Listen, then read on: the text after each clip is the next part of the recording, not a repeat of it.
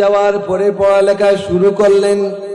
উনাদের কিছু বন্ধু ছিল, একজনের নাম ছিল ইবনে সাকা, একজনের নাম কি ইবনে সাকা, আরেকজনের নাম হলো আবু সাইদ আব্দুল্লাহ মুহাম্মদ বিন হিবাতুল্লাহ।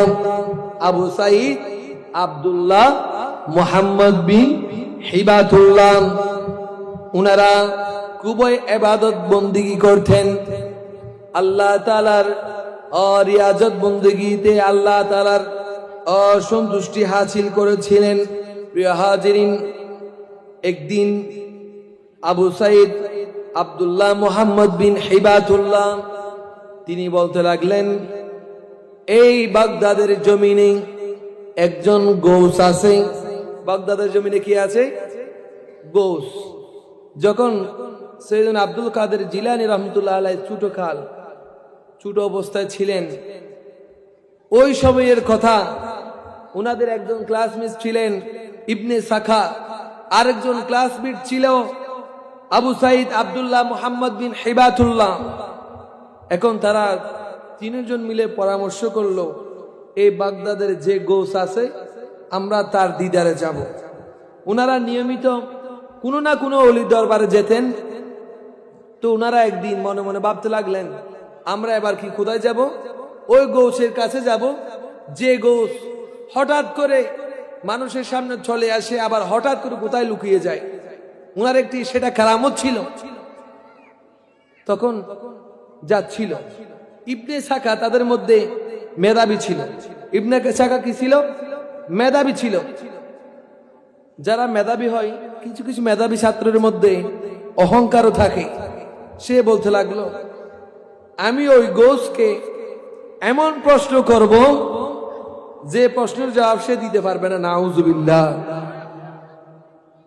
এই যাচ্ছে কিছু মানুষ আল্লাহর দরবারে ফয়েজ হাসিল করার জন্য যায়, আর কিছু মানুষ বেয়াদবি করার জন্য যায়। ঠিক কিনা বেঠিক? মনে করেন আমরা কোনো অলির মাজারে গেলাম, আমাদের ইচ্ছা থাকে ওই মাজার জিয়ারত করব এবং ওই আল্লাহ তাআলার ওলির উসিলা আল্লাহ তাআলার কাছে চাইব, উনার ফয়েজ হাসিল করব। আর কিছু মানুষ তাদের শানে বেয়াদবি করার জন্য যায়, আবার কিছু মানুষ মাজারকে ভেঙে দেওয়ার জন্য যায়। ঠিক না বেঠিক? প্রিয় হাজিরিন, আসুন এখন আবু সাইদ আব্দুল্লাহ মুহাম্মদ বিন হিবাতুল্লাহ সে বলতে লাগলো, আচ্ছা ঠিক আছে, আমিও একটি প্রশ্ন করব, দেখি তার কি উত্তর দেই। এখন গৌসবাগ রহমতুল্লাহ আলাইহি তিনি বললেন, অবুক, আমি কোনো প্রশ্ন করতে পারবো না, আল্লাহ তাআলার ওলির শানে বেয়াদবি হয়ে যাবে। আমি যাব শুধু এক নজর উনাকে ধরবো, দেখব এবং উনার ফয়েজ হাসিল করব। সুবহানাল্লাহ। এখন তারা তিনজনেই ওই অলির দরবারে গেল। ওই অলির দরবারে যাওয়ার পরেই উনার আসনে সে তখন উপস্থিত ছিল না। কিছুক্ষণ পরেই ওই বাগদাদের গৌস তার আসনের মধ্যে প্রকাশিত হলো। সুবহানাল্লাহ। প্রকাশিত হয়েছে ঠিক, কিন্তু খুবই রাগান্বিত। ওই ইবনে সাকার দিকে তাকিয়ে বলতেছে, হে ইবনে সাকা, তুমি নিজামি মাদ্রাসায় পড়ো, তুমি আসার সময় বলেছিলে তুমি আমাকে এমন প্রশ্ন করবে যে প্রশ্নের জবাব আমি দিতে পারবো না। তোমার প্রশ্ন হলো এটা, আর তোমার প্রশ্নের জবাব হলো এটা। সুবহানাল্লাহ। এখনো বলে নাই, মাত্র গেছে। ওই আল্লাহ তাআলার বলি তাদের অন্তরে কি আছে, কি চলতেছে, আসার সময় কি বলেছিল তা জেনে গেছে। সুবহানাল্লাহ। ওই বিষয়ে জানার ক্ষমতা দিয়েছেন কে? আল্লাহ তাআলা দিলে কি আমাদের কোনো সমস্যা আছে? আল্লাহ তাআলার বলিদেরকে ক্ষমতা দিয়েছেন কে? তাহলে আল্লাহ তাআলা যদি দেয় তাহলে আমাদের কেন কোনো সমস্যা হবে? কিছু মানুষ বুঝতে পারে না, বুঝতে চায় না যে আল্লাহ তাআলার বলিদের শানে বেয়াদবি করে। আল্লাহ তাআলা তাদেরকে বুঝার তৌফিক দান করুক, আমিন। প্রিয় হাজিরিন, তখন ওই গৌস ইবনে সাকাকে তো ভবিষ্যৎবাণী করে দিয়েছে, এই ইবনে সাকা, তুমি আমার শানে বেয়াদবি করেছো, জেনে রাখো তুমি যত বড় আলম হও না কেন, তুমি বেঈমান হয়ে এই দুনিয়া থেকে যাবে, নাউযুবিল্লাহ। এরপরে আবু সাইদ আব্দুল্লাহ মুহাম্মদ বিন হিবাতুল্লাহকে বলতে লাগলাম, আচ্ছা তুমিও নাকি আমাকে একটা প্রশ্ন করবে? তুমি বলেছিলে তুমি একটা আমাকে প্রশ্ন করবে, দেখি আমার প্রশ্নের জবাব কি দেই। সে বলতে লাগলো, তোমার প্রশ্ন হলো এটা, আর তোমার প্রশ্নের জবাব হলো এটা। সুবহানাল্লাহ। তখন বলতে লাগলো, তুমি তো বিয়াদবি করেছো, তবে একটু কম। তুমি জেনে রাখো, তোমার কাছে দুনিয়া এমন ভাবে এসে আসবে, দুনিয়া তোমাকে গ্রাস করে ফেলবে, নাউযুবিল্লাহ। আর সাইয়্যিদুনা আব্দুল কাদের জিলানী রাহমাতুল্লাহি তাআলা আলাইহিকে সামনে ডাকলেন এবং বুকে জড়িয়ে ধরলেন। বুকে জড়িয়ে ধরে বলতে লাগলেন, আপনি এমন মকানে পৌঁছবেন যে আমি এই মুহূর্তে দেখতে পাচ্ছি আপনি বাগদাদের জমিনে বলতেছেন সমস্ত আউলিয়া কেরামের কাঁধের উপর আপনার কদম মুবারক, আর সমস্ত আউলিয়া কেরাম আপনার কদম নেওয়ার জন্য সবাই কাঁধ ঝুঁকিয়ে দিয়েছে। সুবহানাল্লাহ। তখন হযরত আব্দুল কাদের জিলানী রাহমাতুল্লাহি তাআলা আলাইহি সম্পর্কে ভবিষ্যৎবাণী করলেন, আপনি হবেন এমন উঁচু মকানের যে মকানে কোন আউলিয়া কেরাম পৌঁছতে পারবে না। সুবহানাল্লাহ। আপনি হবেন ওলিদের ওয়ালি, মাহবুবে সুবহানি, কুতুবে রব্বানি, পীর আসানি, পীর মীর মুহিউদ্দিন আব্দুল কাদের জিলানী রাহমাতুল্লাহি আলাইহি। সুবহানাল্লাহ। প্রিয় হাজিরিন, একতার পরে তারা তিনজনে চলে আসলাম, পড়ালেখা শুরু করলাম।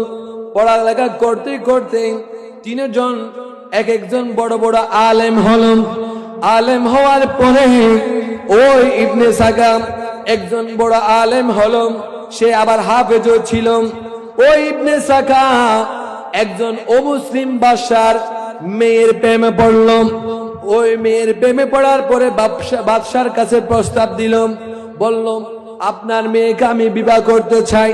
বাদশা বলল, তুমি যদি আমার মেয়েকে যদি বিবাহ করতে চাও তাহলে তোমাকে ইসলাম ধর্ম ছেড়ে দিতে হবে। নাউযুবিল্লাহ। একথা শোনার পরে ওই ইবনে সাকা বলতে লাগলো, আচ্ছা ঠিক আছে, আপনি যদি আমাকে আপনার মেয়ে দেন তাহলে আমি আমার ইসলাম ধর্ম ছেড়ে দিব। নাউযুবিল্লাহ। এখন ওই ইবনে সাকা বড় আলেম হয়েছে ঠিক, কিন্তু ঈমানকে ধরে রাখতে পারে নাই। নাউযুবিল্লাহ। সেই ইবনে সাকা ইসলাম ধর্ম ছেড়ে দিল।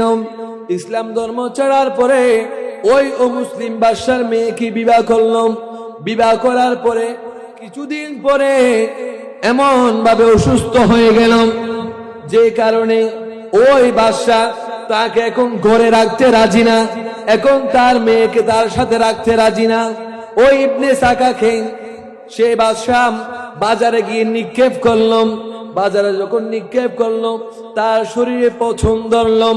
তার শরীরে পছন্দ ধরার পরে সে মানুষের কাছ থেকে ভিক্ষা করে, কেউ তাকে ভিক্ষা দেয় না, কেননা সবাই জানে সে ওই গোছের শানে বিয়াদবি করেছিল। কেউ তাকে ভিক্ষা দেয় না।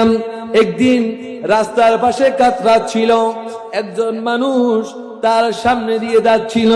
সে জিজ্ঞাসা করলাম, এই ইবনে সাকা, তুমি তো অনেক বড়, তুমি তো অনেক ভালো ছাত্র ছিলেন, তুমি আবার হাফেজও ছিলেন, তোমার কি কোরআনে পাকের হিফজ মনে আছে? তখন ওই ইবনে সাকা বলল, আমি সমস্ত কোরআন ভুলে গেছি। নাউযুবিল্লাহ। তবে একটি মাত্র আয়াতে মুবারক আমার মনে আছে, সেটা হলো সূরা হিজরের 2 নং আয়াত, রুবামা ইয়াওয়াদুল্লাযিনা কাফারু লাউ কানু মুসলিমিন। সেই দিন অনেক কাফেররা আশা-আকাঙ্ক্ষা করবে যদি তারা মুসলমান হতো। এই আয়াতের অর্থ হলো কিয়ামতের ময়দানে যারা এই দুনিয়াতে ঈমান আনেনি, যারা আল্লাহ তাআলাকে বিশ্বাস করেনি, তারা কিয়ামতের ময়দানে আল্লাহ তাআলার কাছে অনেক আশা আকাঙ্ক্ষা করবে তারা যদি মুসলমান হতো। এই আয়াতে মুবারাকা এই জন্যই তার মনে আছে, কেননা এই আয়াতের মাধ্যমে তার শাস্তির কথা আছে, যে সে ইসলাম ধর্ম ছেড়ে দিয়েছে, সে কাফের হয়ে গিয়েছে। কাফেররা যে কিয়ামতের ময়দানে মুসলমান হওয়ার জন্য আকাঙ্ক্ষা করবে, সেই জন্য এই আয়াতে মুবারাকা তার মনে আছে। কিছুদিন পর তাকে দেখা গেল সে আগুনের মধ্যে পুড়ে গেল। আগুনে পুড়ে যাওয়ার পরে তার সাকরাত চলতেছে।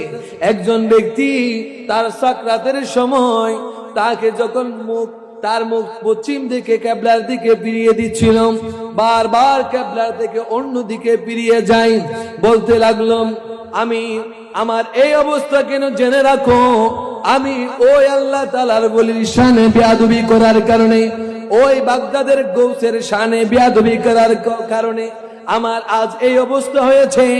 হে দুনিয়ার মানুষেরা, তোমরা জেনে রাখো, তোমরা কখনো জীবনে আল্লাহ তাআলার ওলির শানে বেয়াদবি করিও না। এর অনেক কষ্ট করলাম, অনেক চাইলো তার চেহারা যেন কেবলার দিকে থাকে, কখনো কেবলার দিকে করতে পারেনি। কিছুক্ষণ পরে সে ইন্তিকাল করলো, নাউজুবিল্লাহ। সে কাফের অবস্থায় ইন্তিকাল করলো। যে আল্লাহ তাআলার বলি, ওই বাগদাদের গোস বলেছিল তুমি কাফের অবস্থায় ইন্তিকাল করবে, সে আল্লাহ তাআলার বলির শানে বেয়াদবি করার কারণে ঠিকই সে কাফের অবস্থায় ইন্তিকাল করলো, নাউজুবিল্লাহ। এরপরে আবু সাইদ আব্দুল্লাহ মুহাম্মদ বিন হিবাতুল্লাহ যে বলেছিল, আমিও একটি প্রশ্ন করব, দেখি আমার প্রশ্নের কি জবাব দেই। তার বেয়াদবির মাত্রা একটু কম ছিল। এখন তাকে ভবিষ্যৎবাণী করেছিল যে তোমার কাছে দুনিয়া এমন ভাবে আসবে, দুনিয়ার মধ্যে তুমি দুনিয়া তোমাকে গ্রাস করে ফেলবে। একথা প্রিয় হাজিরিন, দুনিয়া এমন ভাবে তোমাকে গ্রাস করবে, দুনিয়া তোমাকে খেয়ে ফেলবে। সে বলতে লাগলো, আমি একটি সরকারি পদে নিযুক্ত হলাম।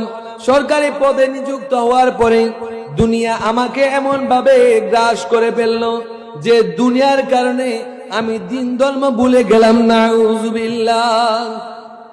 প্রিয় হাজিরিন, ওই আল্লাহ তাআলার ভবিষ্যৎবাণী সবকিছুই ঠিক হলো। এরপরে সৈয়দনা আব্দুল কাদের জিলানী রহমতুল্লাহি তাআলা আলাইহি সম্পর্কে ভবিষ্যৎবাণী করেছিলেন, আপনি হবেন পীরদের পীর, পীরদের সরদার।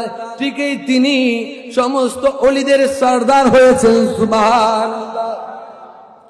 প্রিয় হাজিরিন, সৈয়দনা আব্দুল কাদের জিলানী রহমতুল্লাহি তাআলা আলাইহি তিনি বলেন, নারে তাকবীর, নারে রিসালাত, নারে গৌসিয়া।